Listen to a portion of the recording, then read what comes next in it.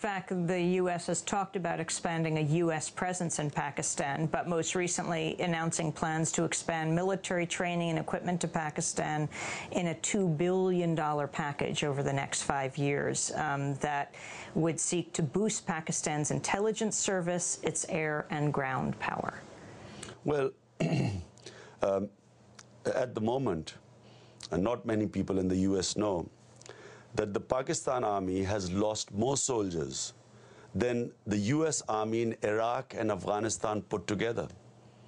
The sort of casualties the Pakistan Army is taking is unsustainable. In my opinion, it's not long before there's some unrest within the army. Already there are stories about soldiers refusing to fight.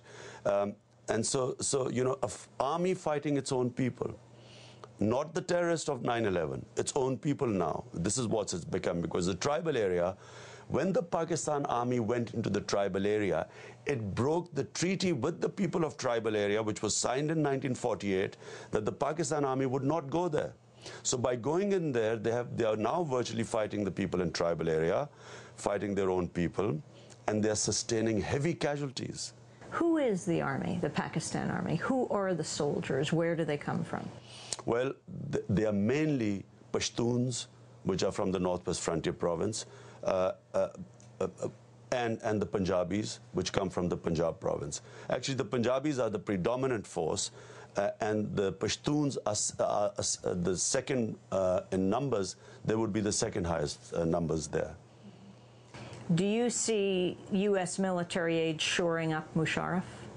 Well, the U.S. are propping up Musharraf, and that's where I think that's why I came here, trying to make them understand that this is a tried and failed policy. Do you think the U.S. should cut off aid to Pakistan under Musharraf?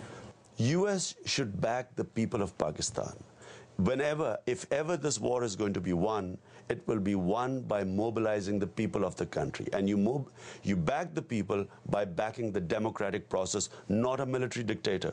And you back the democratic process right now in Pakistan by insisting free and fair elections, with the reinstatement of the judges sacked by General Musharraf. 60% of our judges have been sacked by him. We want them reinstated, and under them free and fair elections. Whichever government comes into power, a genuine democratic government, it will be the best bet for U.S. to work with that to fight terrorism. You're boycotting the February 18th elections. Why? Because how can you fight elections when your Supreme Court Chief Justice is under house arrest? 60% of the Superior Court judges have been sacked, and Musharraf has got his own judges, his own election commission, his own administration, his own caretaker government. How can you have free and fair elections under this situation? Other opposition parties are going forward. For example, Nawaz Sharif, who had originally said he was going to boycott earlier elections, is participating in this. Well, more or less all political parties had boycotted the elections after November 3 emergency, when Musharraf sacked our 60% of our judiciary. Unfortunately, Benazir decided to fight the elections.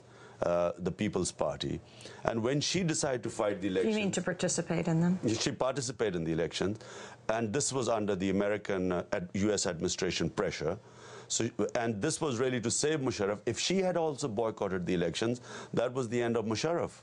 But she actually gave him a lifeline by deciding to participate, and then others followed in because they felt that they would be left out. Pakistani opposition leader Imran Khan will come back to this interview in a minute.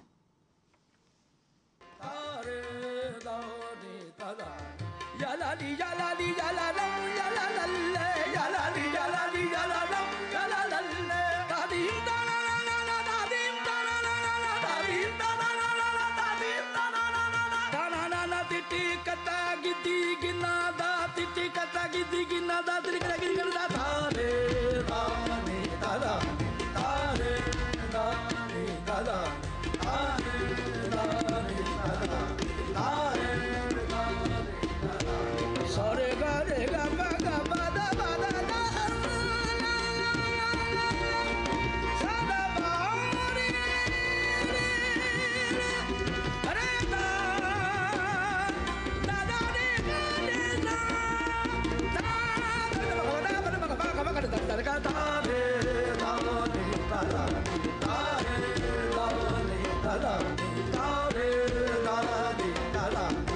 This is Democracy Now!, democracynow.org, The War and Peace Report. I'm Amy Goodman as we return to my conversation with Pakistani opposition leader Imran Khan. He was arrested by Musharraf last year. I asked him why he moved from being a cricket star to a politician. He could well be Prime Minister or President of Pakistan one day. This was Imran Khan's response. Well, simply because I discovered that in our country, there's a tiny elite who has usurped the resources of the whole country. The whole country panders to these tiny elite. By the way, I belong to them. And the rich are getting richer.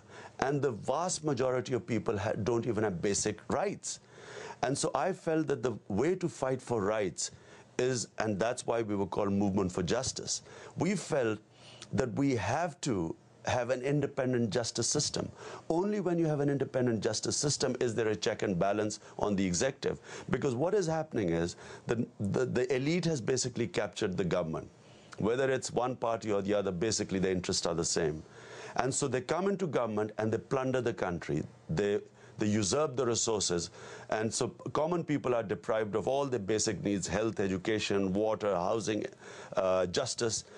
And the only way we can check this elite and have even free and fair elections, even have prosperity, if our justice system is independent. So that's what my movement was 11 years ago. You've been in this country for a few days now. What do you think of the U.S. media here and its portrayal of Pakistan, your country? Well, unfortunately, you know, they do not have this whole war on terrorism is extremely complex. This what they call terrorism, and all the people they think are terrorists, not all of them have anything to do with Al-Qaeda or even Taliban. And here people seem to think that there is one man who's fighting this war on terror, and so they should support one man, and if he went, the country would implode and the Pakistan nukes would fall in the hands of the extremists. And so this sort of fear is prevailing in the U.S., actually not understanding the ground realities of the country.